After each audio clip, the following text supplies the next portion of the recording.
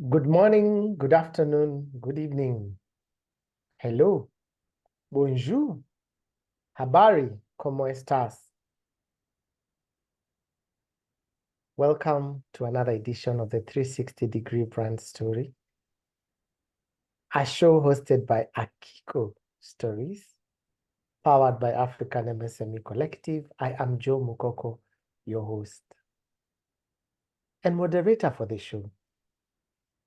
Because it's a bit hot outside, so today we are not having a hot seat, we are having a bit of a chill seat, is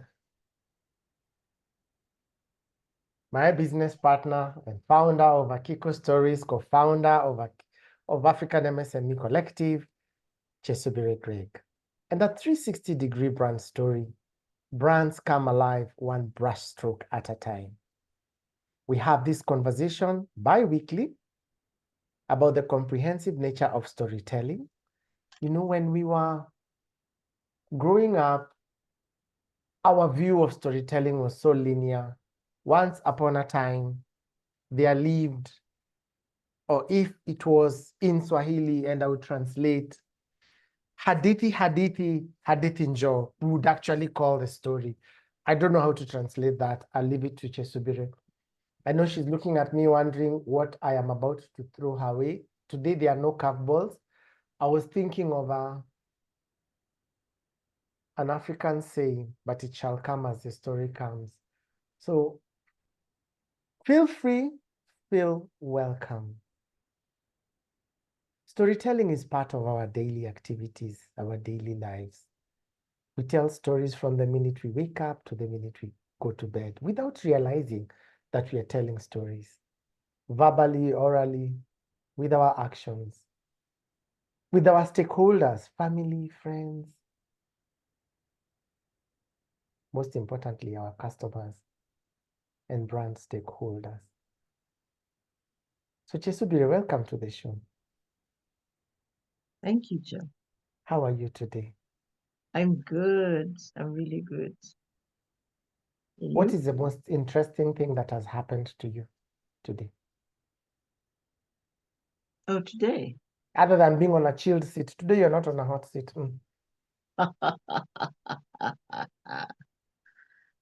The most interesting thing that has happened today.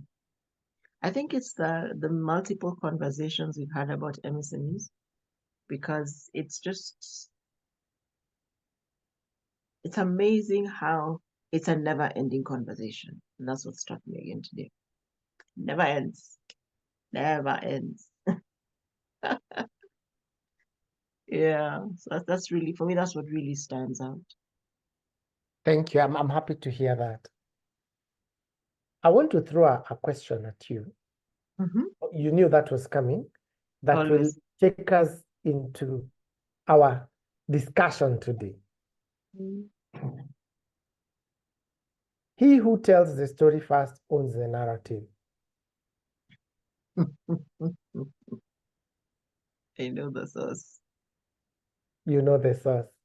I know the What does sauce. that mean? Educate So us. think, so think about it like this. You are a farmer, you found a new farming process, or you've remembered the ones of our parents used and you've updated it, right? And you never talk about it. And then somebody comes into your neighborhood, tells that story, and says that they are the ones who developed it. How do you counter that? So then, even if they misreport it or misrepresent you, they become the first reference point, which then becomes the owner of the narrative. So everything you do will look like you are trying to correct or take from an existing narrative. So he who tells a story first, I say it differently. I say, he who tells a story first is right. He And who I'll give an tells. example. I was I Mhm. was at a meeting and I've been sharing this with somebody, and then he gets a phone call, and it's a mutual. So we're three of us standing there. So it's a mutual friend of his and the other person standing there, and so he's been supportive, but this person is very cheeky. So when he puts the phone on speaker, like, I'm with so and so. Imagine he's just here, he's not supporting me, he's stressing my life. And the other person, like, why are you stressing this person? None of it was true. But because our mutual friend is the one who told the story first, everything he did after or said after that was reactive. So in storytelling, when you're doing stuff, it's important to think about that and then tell your story first on your platform, and then you become the custodian of that narrative. Thank you so much. You become the custodian of that narrative, and it leads us into our conversation today on customer feedback. Mm-hmm. They are reporting to us their experiences. Mm-hmm. They own the narrative. How would you define customer feedback? What is customer feedback? Customer feedback is when our users tell us their experience with our product. That's feedback. So if you like the product, you'll say, oh, it was amazing, it met my needs. If you didn't, you're like, it was crap. So customer feedback is that thing of, I have used your product, this is how it makes me feel. It is not based on what I think about the product as the owner of the product. It's based on the experience the customer has. I believe there's a show we did on the Growth Edge where we talked about every day we're outside creating perceptions and perspectives for our customers as they interact with our product. It's the same thing. We're out there, they're using our product. So feedback is they tell us how they have interacted with our product and how the product has impacted their lives, whether positive or negative. Yeah. Thank you. It has got nothing to do with what I think, what I feel, what I think I will feel, what I think I will experience. It's Customer based feedback on has nothing to do with you. Nothing. at all. It has everything to do with how they met, used, and felt about the product. The only part that has anything to do with you is how you delivered it. So if I feel I delivered it well, but a customer says I didn't, I can't afford to get defensive. Customer feedback is not personal. Don't take it personally. It's not a blight against you as Joe. It's not a judgment of you as the provider. It is a judgment of how the use of your product or service made the person on the other end feel. So they It's have that. their narrative of their experience. Mm-hmm. Interesting. Why is this important? Why should I even care about customer feedback? I've delivered the goods, whether you like it or not. This is my value proposition. Feedback lets you know whether you're actually meeting your targets, whether you're actually answering the question you exist to answer, or whether you're actually meeting the need. So for instance, I go to a hospital and care is bad and my person dies. It's different if my patient is terminal, and so we've gone there for what we call palliative care, end of life care. So we know they are going to die.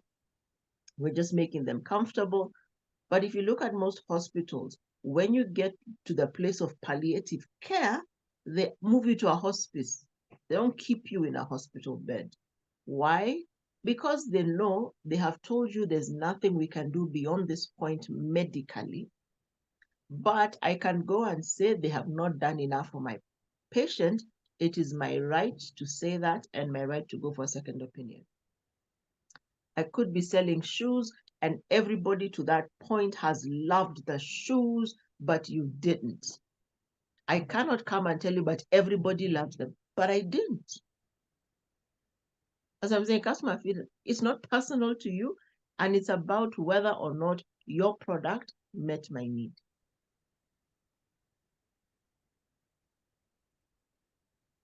Did it meet my need? Yes. So it helps us. If when we look at it like that, it's about whether it met the need of the customer. Then it helps us evaluate our impact, evaluate our reach, and evaluate our market fit. So maybe the reason that shoe didn't fit is because you like a comfort fit shoe, which means it has more padding on the bottom. The shoes I'm selling are just regular fit. I use shoes as an example because I like shoes with a certain level of comfort. And you know how when you wear shoes, the shoe expands. So I have mechanisms to fit that because I realize the average shoe doesn't have the level of comfort I want. So I buy insoles. And then as the shoe wears out, and I don't know where they felt it as the shoe wears out, the cushioning inside ishas or is depleted, but the shoe still looks nice on the outside. So you just put an insole, it becomes comfortable again. And as the insole wears out, you buy another insole. So then what's the quality of the insole I'm buying? Is it a comfort fit insole? And then if I don't like it, I'm able to go back and say, these are the challenges. I don't know why we take it so personally as business owners when people say, but I didn't like your product or your service. It's not personal, it's how the client interacted with it and how they experienced it. When you're saying that, you remind me of one of my clients. I asked him to collect feedback to know whether he's on the right track. Mm-hmm. And he came back to me and told me, can you imagine? This guy came and told me he only buys from me because there's no alternative. And he was so stressed for the rest of the day. That's excellent feedback because now you know there is a gap in your service delivery. Yeah.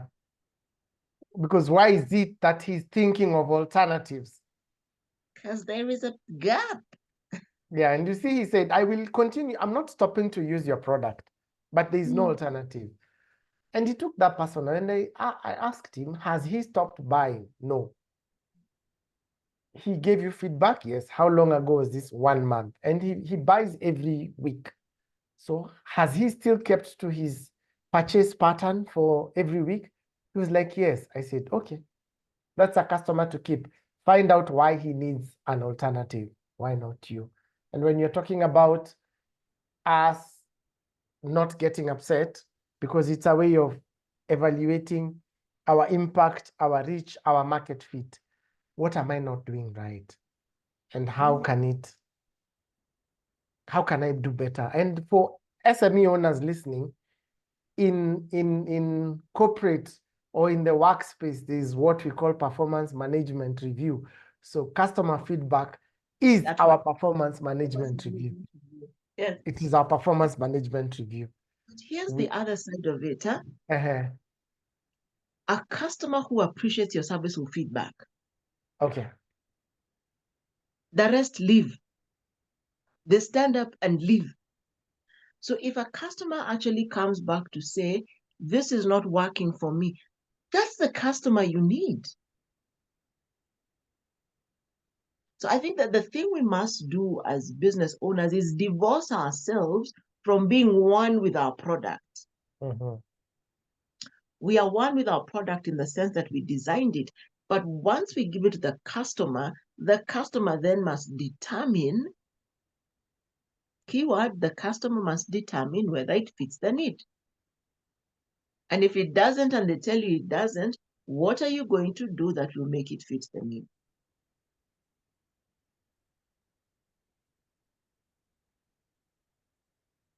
Customer must determine whether it will fit the need.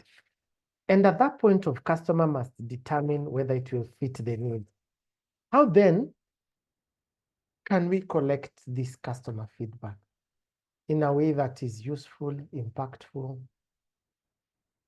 and inexpensive? Simple things. Look at your sales. Have they gone up or down? Because we all keep sales records, whether it's that manual one where you're recording every day what you sold, and then you see people have left. Look at your existing customers. So have they stopped coming? Do they shop as frequently? If not, why? Like, so we have a green grocer where we used to shop. and he's in the hood, so it's easy to walk there. And then one day we found a plug who would go to the market and lower our shopping by half. So we moved. And that guy will, all you do is like, okay, so he goes to shopping to the market Monday and Tuesday and Friday. So this evening I send him a list. He says, okay, he delivers tomorrow. I don't lift a finger. Okay? He delivers tomorrow. I pay him on delivery. If I don't have cash, or when I'm ordering on Monday, I'm like, can I pay you on Wednesday? The other guy you must always pay and his pricing is like 1.5 times what this other guy can deliver, because this guy shops at the retail market. So if the initial guy was looking at his sales tabs and his clients, he would see that Chesubire is no longer coming. Okay? And then he has the option of calling me and asking, why aren't you coming? What has happened? Or texting me. But you reach out to the client and you ask, there's been a change in your buying patterns. What's up? And many of us are like, atarudi, they will come back. How do you know? Maybe it is at that day when you came, and one of the big reasons I moved is because I'd call, do you have carrots? No, they're coming tomorrow. I need carrots today. But if I send this guy to the main market, I know my carrots will last 10 days, which is the time frame between which I send him to the market. So then you could do several things. You could do reviews. If you're a restaurant, if you're a service business, you can ask people to review you either on your page or on your Google My Business page, or send you a testimonial. Because so you have to figure out, depending on your clients, what works best. Many of the retailers on Instagram, when you send them that, oh my God, that shoe fitted so well, that dress was perfect, you send them a picture of you in the outfit, what do? They post it on their page. Of course, they ask you first as a testimonial. So that's how you collect feedback. If you have an online page and your customers never come to say this was good, or they don't tag you, there's a problem, it's a problem. So you can do surveys. So surveys are different, like the calling, the texting, those are all part of surveys. You could do forms, you could do reviews, whether on your online pages or here's a link, please let us know how you're feeling. When you do, like those of us in the training space, when we do courses, at the end of the course, we ask, these were our starting objectives. Have we attained the objectives, yes or no? You know, the recent course we ran as a Kiko, the self-confidence blueprint, that was on the WhatsApp group. It was like, oh my God, it's been so useful, so valuable. That's customer feedback. So those are the ways you do it. It has to be interactive. But you have to reach out and ask your customer, have you enjoyed our service? Was it good? Was it bad? Sometimes restaurants, like I went to a high-end restaurant, and when we were leaving after the bill is paid, they brought a business card and said, would you mind scanning the QR code and giving us a review? I was like, all right, I don't mind. Scan the code, give a review, because I had a good day. So those are the multiple methods. Reviews, what are your platforms for reviews? Surveys, how will you do the survey? And then just look at your sales numbers and look at whether your customer frequency is the same. Because those shifts tell you a story, big story. So the data will tell you a story. If you look at it and interrogate it well enough, it will give you a story. Yes. And as we come to the close of the show, how can I, now you're giving me feedback, advice, not feedback, advice as Joe Mukoko, small business owner. How can I incorporate feedback reporting in my daily activities? So I've gone and I've done this survey. I asked them, do you like yellow or mustard? They have answered. I've asked them so much information. How do I indulge in feedback reporting to show that I value their input towards the improvement of my business? So sometimes the big things that people the complaints people have could actually show you spaces of misinformation or a lack of information. So you can do maybe an infomercial, which is this is the product, this is what we do, it's how it works, da da da da da da da da. Okay, that's one way you can do it. Sometimes what they tell you makes you redesign the product completely, or it makes you tweak something. So you can come and do a product relaunch or something like that, like and then you present it with the additional features, okay? The other one is to come back and say, sometimes you've seen social media ads that said, you said, we answered, or you asked, we did. So you do maybe an advertising campaign or just a series of posts and reports around, this is the question you asked, and this is actually how we do it. The other thing you can do is begin a campaign of education and storytelling. So it could be a series of posts, it could be a series of videos, it could be shorts, whatever it is you put together. If it is an individual problem, like remember the one I gave, everybody has liked my shoes except Joe, which then means once it's resolved, I can go back to Joe and I say, yes, I realized that that shoe wasn't comfortable, and this is what I'm going to do to make it up to you. So maybe it will be a 10% discount or 30% discount on your next shoe. I will come directly to you. So there are some that we will use the public platforms. There are some that will come one-on-one. There are some that will come over a long period of time. There are some that will be instant. The important thing to do for feedback reporting, you need to find what works for your customer. But the backbone of all this will be storytelling. And I'll give an example. You don't come back and tell me, problem resolved.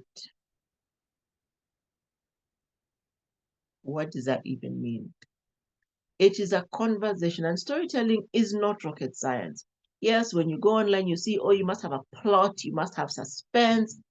Sometimes all you have to do is have a candid conversation. Like, hi, you remember our last conversation? You said that this product wasn't a fit. We've gone and we've looked back at our systems, and yes, indeed, that product, the one you bought may have been a little substandard. So this is how we propose to make it up for you. Or we say we found that the situation is unique to you, and we'd like to find a solution just for you. All right. So it comes back to understanding what your audience needed, understanding where you will find them, and answering their question in that space. For instance, you're a restaurant and somebody has given you a really terrible review on your Google My Business page. Do not delete that comment. Come back with a level tone. Now, the challenge most of us remember we talked about how our businesses and us are one thing. You are not. Go take a cup of water, sip, and hold that water into your mouth until you're calm. And then come back and pragmatically, in a very balanced fashion, respond to the complaint. And I'll give an example. A friend of mine went to a restaurant and the reviews were excellent. So, of course, you expect excellent service. And she went for breakfast. The reviews were about lunch and dinner, and the breakfast service was just whack. It was off. It was bad. Her tea hadn't come for 1.5 hours. Tea, cup of black tea. Worst case scenario, put a tea bag in that cup, boil water. The longest it should take to make you the most basic cup of tea surely is 5 minutes.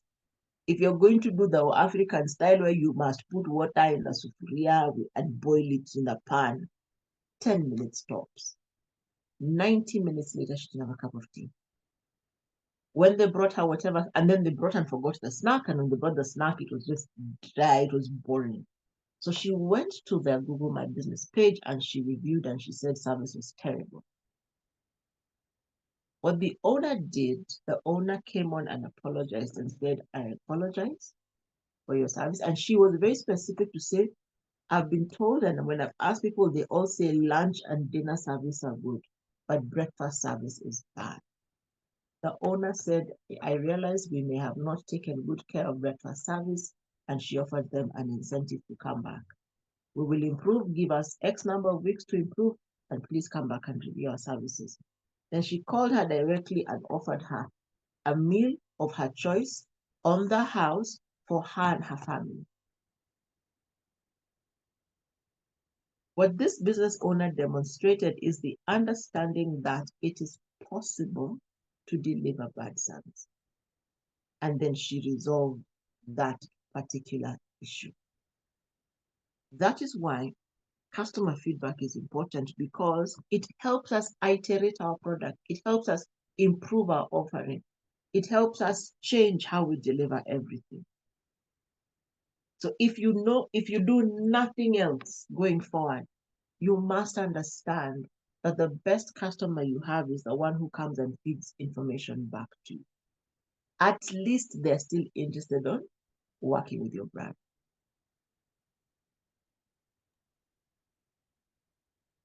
Thank you very much for that comprehensive feedback on how then we can report back to our audience.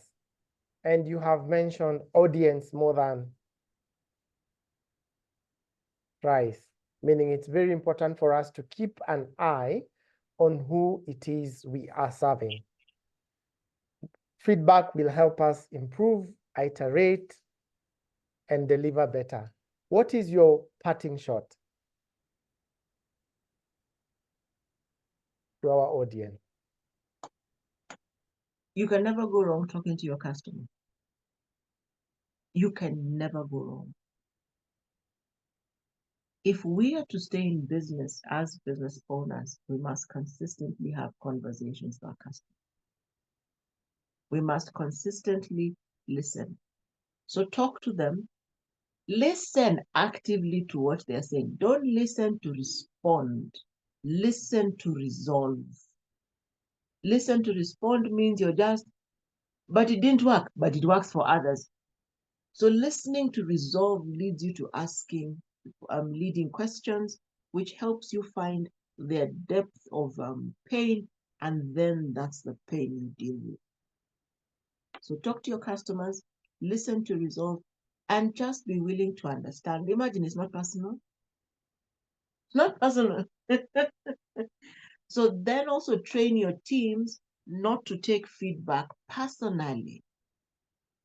Because if I can be impartial and understand that this is their opinion, then I can be more effective in receiving feedback. Back to you. Wow, thank you. Listen to resolve, do not listen to respond. And by listening to resolve, it also means you shall not, and I repeat, shall not, delete any negative comments in your spaces, because the negative comments show there is an opportunity for you to be able to improve on your service delivery.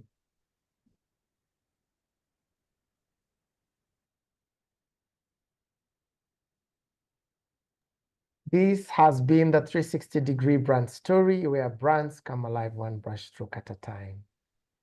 We look forward to seeing you in our next conversation. And Chesubire, what has come to mind is we can do the next episode on collaboration. Follow us on our socials. Reach out to us and let us know how we can be of service to you. Once again, this has been the 360-degree brand story powered by African MSME Collective. And we look forward to helping your brands come alive one stroke at a time. Thank you.